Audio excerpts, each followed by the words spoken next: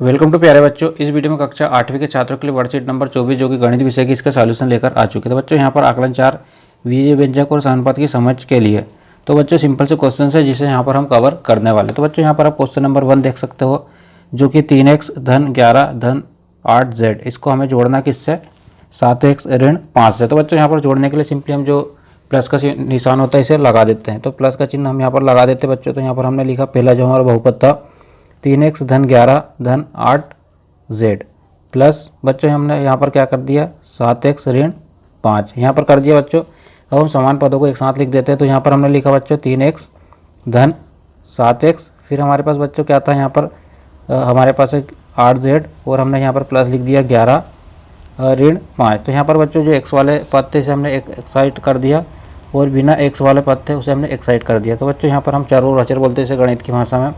तो बच्चों यहाँ पर हमने चर को एक साइड कर दिया और अचर को एक साइड कर दिया। तो बच्चों देख सकते हैं जो x वाले इन हम जोड़ देते हैं दोनों को। तो ये हो जाएगा बच्चों हमारे पास 10x, क्योंकि 7 और 3 10, धन हमारे पास कितना होगा बच्चों 8z धन, क्योंकि बड़ी संख्या बच्चों धन की तो हम इसे घटा देंगे। तो हम 11 में से 5 को घटाएंगे बच्चों तो हमारे पास आएगा 6, जो कि बड़ी संख्या धन की, इसलिए धन के 6 हमारे पास आ जाएंगे। अब बच्चों जो अगला है यहाँ पर, तो बच्चों यहाँ पर जो अगला क्वेश्चन है क्वेश्चन नंबर 2 हमारे पास ये है ऋण 3ab ऋण 2a की घात 2 ऋण 2b की घात 2 में से हमें 5a की घात 2 धन 7ab धन 5b की घात 2 को घटाना है। तो बच्चों घटाने के लिए यहाँ पर हम ब्रैकेट लगाते हैं और ऋण का निशान लगा देते हैं, जिसके कारण अंदर के चिन्ह बदल जाते हैं। तो बच्चों यहाँ पर हमारे पास स्पेस कम था, इसके कारण हमने ब्रैकेट नहीं लगाया, सीधे जो अंदर के चिन्ह थे उसे बदल दिया। तो बच्चों ऋण 5a की घात 2 हो जाएगा, फिर 7 धन a मतलब धन के 7ab था तो ये ऋण के 7ab हो जाएगा। इसी प्रकार बच्चों यहाँ पर था धन के 5b की घात 2 तो ये ऋण 5b की घात 2 हो जाएगा। अब बच्चों हम यहाँ पर व्यवस्थित कर लेते हैं पदों को। तो सबसे पहले बच्चों इसे हम अवरोही क्रम में जमा लेते हैं, आरोही या अवरोही क्रम में बच्चों। तो यहाँ हम इसे जमा लेते हैं बच्चों। सबसे पहले हम a के अकॉर्डिंग इसे जमा लेते हैं। तो बच्चों हमने यहाँ पर क्या कर दिया, यहाँ पर ऋण a की घात 2 कर लिया और बच्चों यहाँ पर कितना था ऋण 5a की घात 2, इसे हमने कर लिया बच्चों आगे। फिर हम देखते हैं b वाला, तो यहाँ पर है बच्चों 2b की घात 2, तो फिर हमने क्या कर लिया माइनस 5b की घात 2, इसे कर लिया है। अब बच्चों हम क्या करते हैं यहाँ पर धन के 3 ab था हमारे पास तो हमने इसे लिख लिया। फिर जो बचा हमारे पास क्या था ऋण के 7 ab, तो हमने इसे लिख लिया है। अब बच्चों देखिए 5 और 2 7 मतलब 5 और 2 7, तो यहाँ पर हो जाएगा ऋण के 7 a की घात 2। इसी तरह बच्चे यहाँ पर कितना हो जाएगा 5 और 2 7, तो 7b की घात 2 हो जाएगा। यहाँ पर धन यहाँ पर बच्चों ऋण हो जाएगा, क्योंकि धन ऋण घट जाएंगे आपस में और बड़ी संख्या का चिन्ह आएगा। बड़ी संख्या 7 धन की ऋण की सॉरी, तो यहाँ पर ऋण का चिन्ह आ जाएगा। और 7 में से 3 घटाएंगे बच्चों तो हमारे पास कितना आएगा 4ab। तो ये बच्चों हमारा आंसर हो जाएगा ऋण 7a की घात 2 ऋण 7b की घात 2 ऋण 4ab हमारा आंसर हो जाएगा। अब बच्चों जो अगला क्वेश्चन है हम इसे देखते हैं। तो बच्चों ये रहा अगला क्वेश्चन नंबर 3। तो इसमें बच्चों हमें क्या करना है, देखिए ऋण 3 x की घात 3 y की घात 2 धन 2 x की घात 2 y की घात 3, और यहाँ पर बच्चों ऋण 3 x की घात 2 y की घात 3 ऋण 5 y की घात 4 के योग में से हमें x की घात 4 धन x की घात 3 y की घात 2 धन x की घात 2 y की घात 3 धन 4 y की घात 2 को घटाना है। तो बच्चों सबसे पहले हमें इन दोनों को जोड़ लेना, फिर हमें इसे घटाना है। तो बच्चों मैं एक दूसरा पेपर ले लेता हूँ ताकि आपको अच्छे से समझ में आ जाए और हम इसे सॉल्व कर लेते हैं। तो बच्चों यहाँ पर मैंने एक दूसरा पेपर ले लिया। अब सबसे पहले हम ये दो हमारे बहुपद थे इसे जोड़ लेते हैं।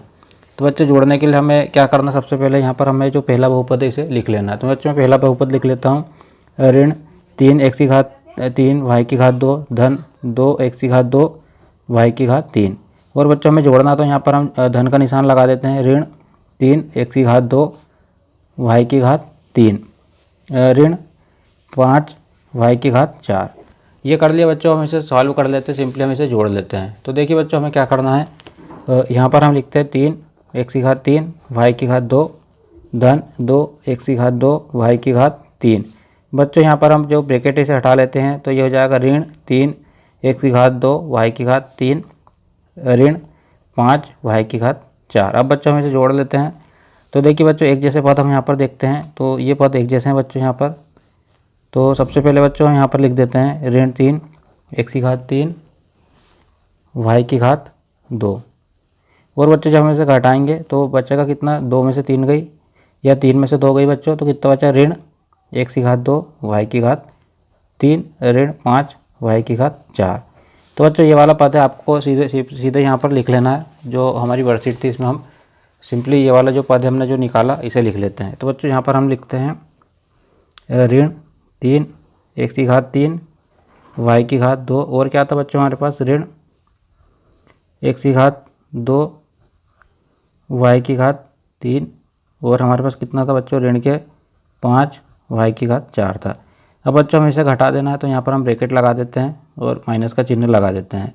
तो ये x की घात 4 धन x की घात 3 y की घात 2 धन x की घात 2 y की घात 3 धन y की घात 4। अब बच्चों हम जो ब्रैकेट है इसे खोलेंगे तो अंदर के चिन्ह सारे बदल जाएंगे। तो चलिए बच्चों जो ब्रैकेट है इसे भी हम खोल लेते हैं यहाँ पर। तो हमने किया बच्चों x की घात 3 y की घात 2 ऋण x की घात 2 y की घात 3 ऋण 5 y की घात 4। अब बच्चों हमने ब्रैकेट खोल लिया तो अंदर के सारे चिन्ह बदल जाएंगे। तो x की घात 4 ऋण x की घात 3 y की घात 2 ऋण x की घात 2 y की घात 3 ऋण y की घात 4। अब बच्चों यहाँ पर जो पद है इसे हम व्यवस्थित कर लेते हैं। तो सबसे पहले बच्चों हम x वाले देखते हैं पद। तो यहाँ पर देखिए बच्चों x की घात 4 और x की घात 4 वाला कोई पद हमारे पास नहीं है तो हम इसे लिख देते हैं सबसे आगे। तो बच्चों हमने वही किया x की घात मतलब ऋण x की घात 4 कर दिया। अब बच्चों हम देखते हैं y की घात 4 वाला तो एक ये रहा y की घात 4 वाला और एक ये रहा। तो बच्चों 5 और 1 कितना हो जाएगा ऋण के 6 y की घात कितनी हो जाएगी बच्चों 4। अब इसका हमने यहाँ पर बच्चों हम टिक कर देते ताकि हम इसे दोबारा से काम में ना ले सकें। अब बच्चों हम देखते हैं यहाँ पर दूसरे पद।